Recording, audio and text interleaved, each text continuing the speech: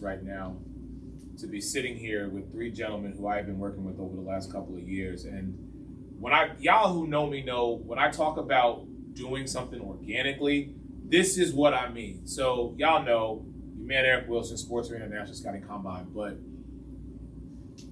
I'm emotional right now because I get to talk to three brothers who have been truly a part of the success of the National Scouting Combine over the last 3 years. I got my man Anthony Prevost, who has been from player to coach to specialist. I mean, when I first met this guy, real talk, and I looked him up, I saw this thing, and his hashtag or his thing was superior specialist. And I was like, who the hell is this guy? I'm like, he's about 5'4", but then to see him on the field and his energy is just ridiculous.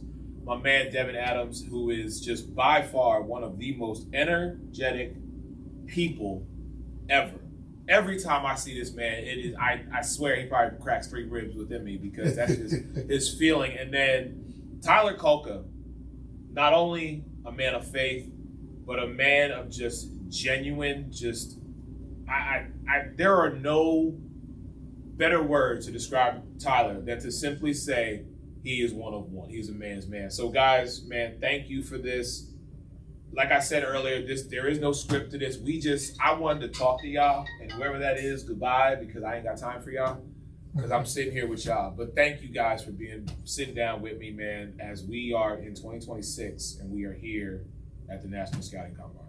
Sure, thank you. Good to be here, man. Thanks for having us here. I'm going to start with Devin, because I said I wanted to ask Devin a question, and I said I was going to wait till we got to here, so I'm just going to come right out. First question out the gate. Dog, where the hell your energy come from? Because, I mean, look, bruh, every single time I'm with you, it is just... Somebody light him up.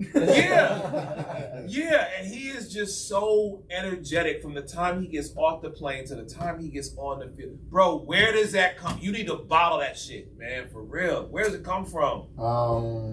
God, really. Just enjoying the game, enjoying life. It was almost stripped away. Just to make it real simple, like I enjoy everything I do. I enjoy waking up because all of it was almost stripped away. And I see guys that push as hard as guys do out here in the combine. I see how hard guys push back at home and want to be able to be in the spot that I'm in. And it's just like I can't do nothing but just be happy. And like I said, thank God I wake up and it's go time. That's it. I'm just like, it is so crazy because it'll be 7:30 in the morning. I'm in the conference room trying to get work done. And Devin will pop his head in. No, Mr. E, you good? I'm like, yes, Devin, yes, I'm here, bro.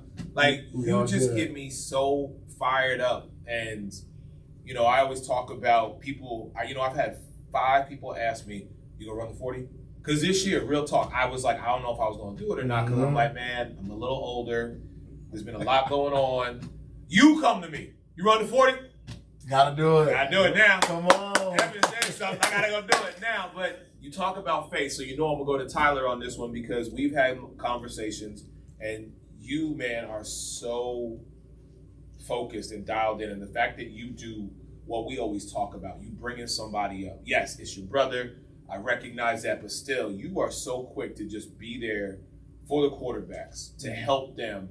Even given your situation, man, you traveled overseas, you played in Japan, you came back, you started a movement with the Nashville Cats.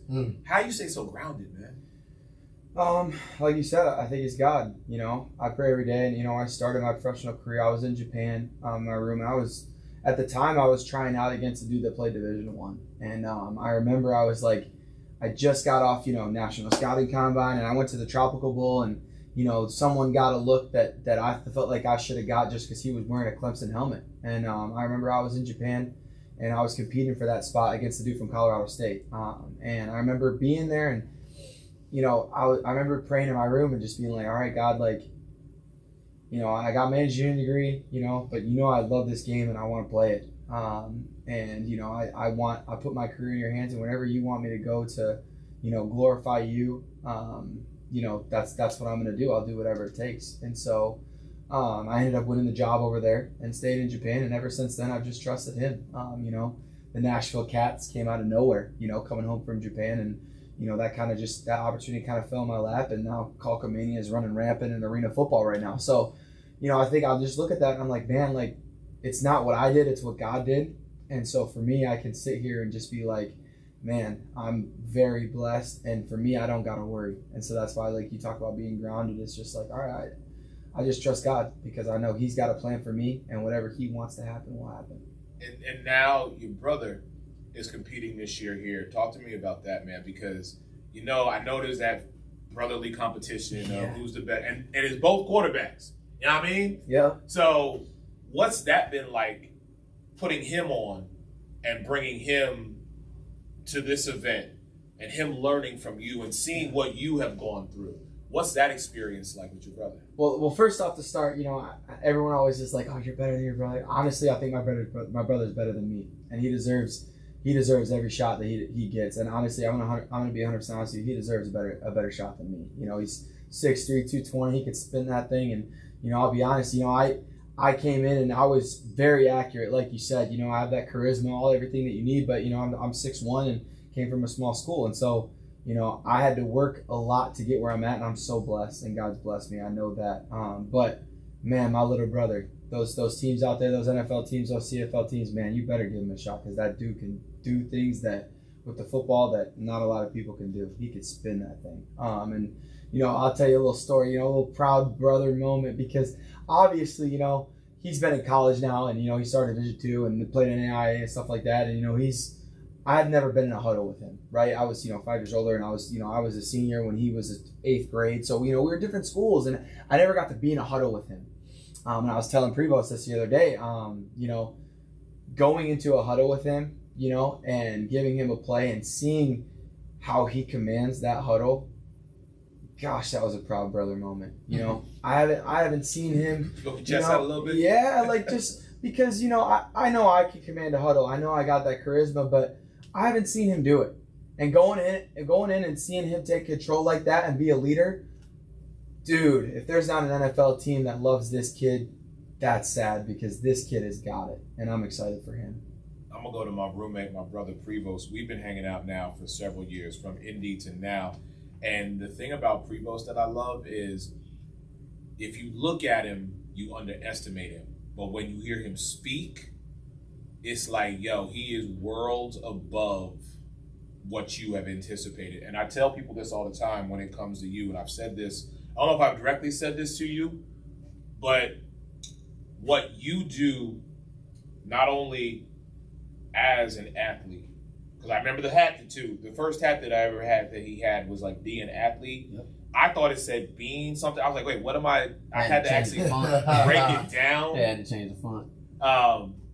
But what you do as an athlete, what you do as a coach, but most importantly, what you do as a brother to these young athletes, man, getting their mind right before they take one step on the field, that's knowledge that needs to be continually passed down. And I'm just blessed to be in the presence of someone who does that. Don't get it twisted. We done hung out, we done had some fun, but my conversations with him are so much more than just the game of football. It's about the game of life. And you translate that when you speak to these guys. People always say, like y'all know, because you guys have been a part of it as athletes, Prevost is probably one of the chillest dudes out there. And he will talk to you and he will have your back. But if you irritate him, it is over. And I tell He gonna let you know. He gonna let you know. And I tell people all the time, you want Prevost, you don't want me. Because I just feel like I'm big bro to him. Because I'm like, if Prevost get mad, oh no, what? I'm up. I'm like, somebody finna get something. But it goes both ways. Sure. But man, talk to me just about you, because I feel like the world still has not seen the best of you. I truly believe that. I feel like you are on a course where the blessings that are about to hit you, more that's going to come to you, is only going to elevate Anthony Prevost. Absolutely. I mean, blessed with every opportunity. God's blessed me with everywhere I've been placed, and just everything that I've been, I won't even say handed, but you've earned it, bro. Yeah, everything that I've been blessed to earn and put myself in the right position for. But a lot of that comes from, something my dad would always say to me, and I've shared this with guys every year, every time I come to the combine. You know, it's a quote I live by. You know, imagine what you could accomplish if you never feared failure. So, you know, if failure or losing wasn't an option, you know, how hard would you go? How far would you take it? And you're gonna have doubters every time along the way, but you can't doubt yourself in the process. And I understand. I'll even to this day won't pass the eye test, but it's not about that. You know, I put the pen to the paper, I'll put the cleats to the turf and make it happen. My thing is being an athlete because I dedicated everything that I do to being an all-around, well-rounded athlete because there's no telling where I might get my next opportunity.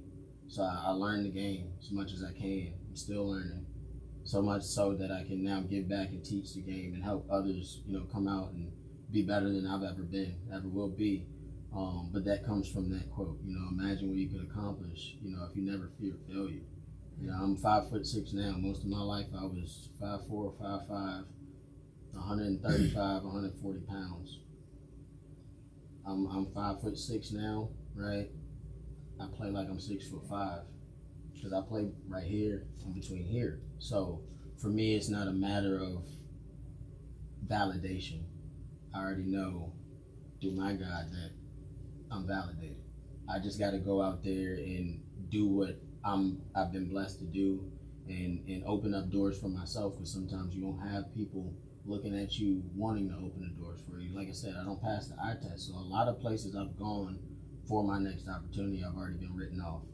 Then after I go out and do what I do, then now I have questions to answer. But that shows me a different perspective, a different side of the game, an obstacle that most people don't get to see because they do pass the eye test. And that helps me from a teaching aspect, from a coaching, from a mentoring aspect. Because I deal with a lot of kids that not only do they not pass the eye test, but they may have some sort of other type of hang-ups that might hold them up along the way. And I encourage them to not let that, you know, stop them from, you know, chasing their dreams. There's a lot of kids that I've helped, you know, chase the college opportunity, seize the college opportunity, whether, you know, they may have had some sort of a mental disorder or whatever. Don't let that hold you back. You still have the same opportunity the next man has. We all have the same 24 hours in a day to push towards our next, you know, best opportunity. And, you know, only you'll stop you along the way. So, you know, I just kind of go about everyday life that way. Growing up, small family kind of deal. Connected with a lot of people within our family, but it was always just the three of us, me, my mom, my dad. And I watched the things that they went through and the life that they provided for me. And I like to think that's where those type of quotes come from. You know, my dad came here from overseas. He came here from, you know, Dominica. He's Dominican, you know, got a citizenship here. There were obstacles he had to go through for me to become me. My mom, she's adopted all her life, right? And forgive me if I get a little emotional, but that's where I come from. So that's why I am who I am for everyone else. Without my grandparents taking my mother in, and without my dad having the circumstances that he had to go through early in life, raising his two younger brothers, I don't think they would have been able to instill those values in me. So I take that, I build on it, and I try to give it to anyone and everyone that I run into. You know, each one, reach one. When you reach one, teach one. And so that's me. That's, wow. We've been together 5 years. I don't think I've ever heard that story until just now. That's how crazy this shit is. Like, I share stuff with people a lot about myself to those who I feel I can entrust in. But to hear that, man, and just to know that we've all had different lifestyles, but I think the one common denominator has been our faith in God. I don't talk much about my religion because when you grow up Monday through Friday in Catholicism and then Saturday, Sunday in African Methodist and Episcopalian, you see the same message, but it's given on two different wavelengths. So when I got to be a teenager, I was chock full of why this says this and why this says that. And then as I got older, I was like, okay, you know what? debunk that. I'm like, you know what? I believe in God. God put himself in me. So that's what I believe in. It's not about the religion. It is about the message. And I think maybe that's the reason why I gravitate towards y'all. Not just because of your energy, not just because of, you know, the underdog, the dog in you, not just because of the ability to be who you are, stand on your own 2 feet and not care what anybody has to say or think or feel. But we all have that sense of we are going to leave our impact, not just here at the Combine, but just in life. And I was so grateful when you two, when Devin, when you and Tyler came back, you know, the year after, and now you're back again and you're back again. And I'm just like, okay, at some point I got to have this conversation, and I'm thankful, I'm grateful, I'm humbled that we were able to do this, even amidst all the organized chaos that's going on in this place. But and this question is for anybody. Whoever, all three of y'all can answer, one of y'all can answer. We always know that God puts us in a position for a reason. So I want to ask each one of you guys, what do you think the reason is that God brought us all together? Honestly, because I have my thought, but I want to hear from y'all first. I think we all have the same point of view on where we want the future of this sport to go. And being that we're blessed to find each other with that same mindset and that same will to grow, I think that's what it is. I think that's what it is. We're a lot like-minded. I mean, we just kind of gel. Yeah. You know, we are the magnets that connect, and we kind of repel everyone and everything else that gets in the way of our path and our dream and our vision. And we've seen what the sport was. We see what the sport's turning into, and we see how these guys are losing opportunities or access to those opportunities. And we all have stories of our own of how we got to where we are today. We're just as good, if not better. Right? And a lot of that was rooted through the National Scouting Combine. Right? So that's why we come back and we give back. And each year we make it our point to continue to build. And every year I think we can all agree it's gotten better and better and better and better. I definitely ain't stayed in the hotel we just stayed in, I'll tell you that. Right. You know, with the partnerships that we have, you know, the sponsorship, all of that, and then the staff that we're building, right? The intern groups that we're bringing in, these guys are phenomenal. Yep. And it's all because we have the same vision to grow and excel and not fall by the wayside like everyone else is doing, or just taking the shortcut just to make it look good and sound good. We want to make it real. Right. Yep. And I think just to piggyback back off that, God puts people together for a reason. And just like everything he just said, yeah, we're like-minded people. Yeah, we're helping athletes get to the next level. But to be honest, God put us together for that reason, to be able to show people that these kids can do it, and they deserve just that same opportunity everybody else does. And it's really cool to have a group like this where we can come together and not only be, you know, one in purpose, but also the friendships that we have with each other. Oh yeah, it's truly amazing. I'll kind of piggyback off both of y'all really. With the faith part and the authenticity part is, I think, just to wrap it all up, I think we all have passion for it. Yeah. And to put that in the bubble, we have passion for God, we have passion for helping others, and we have passion for the game. Meaning what? We're going to be outside with passion, with God in us. We have passion for the game, so we want the game to be better. And we have passion for the game, so we want them to be able to play the game. We know that it's cutthroat right here. True servant. We know that it's cutthroat right here. I want to help you as much as I can. We want to help you. I want you to get this spiral as tight as possible. Because if you don't, you may not be able to get this chance, and I want you to. If you do not keep your head down on this ball, it won't go through those uprights. And I'm not saying, because I'm going to get something out of it. It's strictly for you. We are strictly for you. So I think all of us being together, us molding the way we do, my answer I think it's passion for the game and passion for Christ. Mine's a little more selfish. What's up? It is. Real talk. Mine is selfish. So, y'all know I've been doing this with Jimmy for 10 years. And over that time frame, I have seen the good, the bad, the ugly of what this is and what it could be. But something happened in 2021.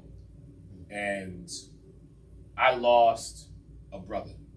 I lost my right hand. I lost a guy who rode up and down the road with me for a year and some change. We had just met in, 3 years. 2018 we met.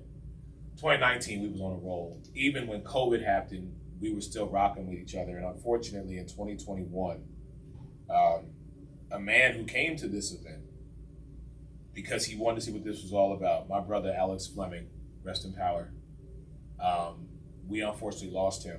And I was at a loss.